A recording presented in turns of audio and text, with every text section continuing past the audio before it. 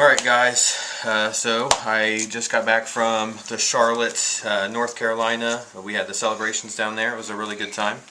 I topped 20 with a Shenron deck, believe it or not. That is possible. Dreams come true. So, of course, Shenron leader, you know what it does. You go searching for Dragon Balls, put them in your hand, and draw off the Dragon Balls.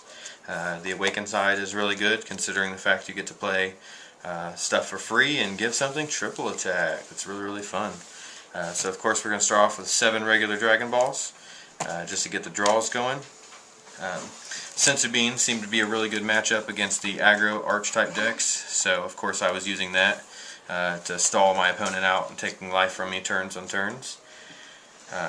Objection is going to be the nice card that helps us ramp into what our boss monster is going to be. We're going to be using Gogeta in the deck. A couple of our negates are going to be pretty simple, self-explanatory ones. I do run a yellow engine in the deck, so Flying Nimbus is a 2 of, Mafuba is a 2 of, and whis coercion is a 2 of. Just of course whis coercion for the untaps into your other manas if you need to.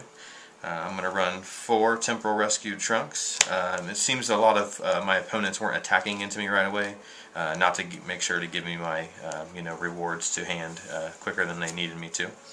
I only run 2 Dragon Radar because I'm only running 3 World Peace. The only reason I run 3 World Peace, 1, Child's Wish is kind of negligent into the play.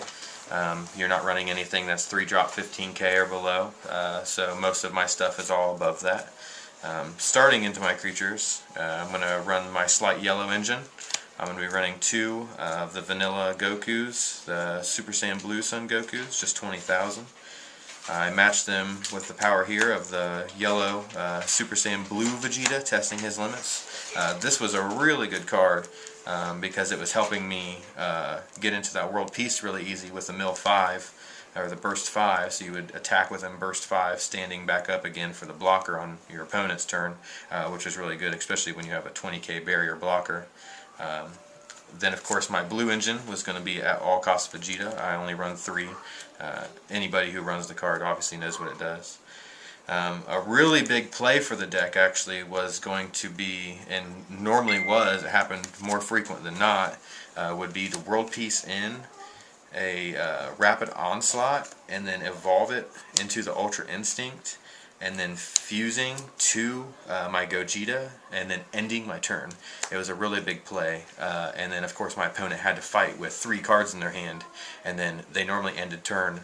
My next turn I would obviously break my balls, and then go in and for a game on that.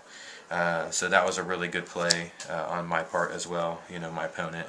MVP of the game, Bad Ring Laser, man, that hardcore set up most of my wins, especially when people, I'd leave all their life alone until that late game, hit them with the Ultra Instinct and the Gogeta, and they didn't know what to do after that. Of course I run the 3 Rapid Onslaughts, and I run 1 demigra, the ultimate. You fill up your black really, really fast in a deck like this. So it was really fun to play. I only won against it 1 kid. My opponent was 6 years old, the one I beat him with this card, so I don't think it was too fair. But then I also run 2 of the Ultimate Fuse Gogetas as a backup plan in case, they're spamming the board on me hardcore.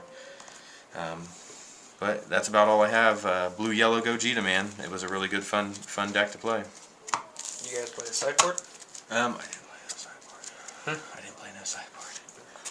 Yeah. Tournament report? Tournament report. Where'd you play each round? If you can remember.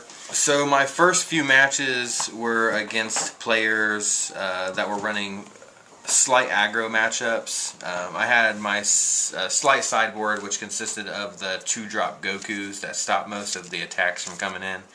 It did a really good job, but then obviously, had your 1-droppers like Borgos and things like that. That would kind of slow the matchups down. My only loss actually was to the guy who took first place in Charlotte, which was kind of crazy, him running that Brawly deck. I made him play it both games just so that way I could, get the feel for it. I didn't want to go up against that thing again and lose. But if, obviously it taught me a lesson, and now I'm going to, understand how to beat it a little better. So We're going to be sideboarding in things like Heavenly Wizard demigra and Father-Son Gatling gun.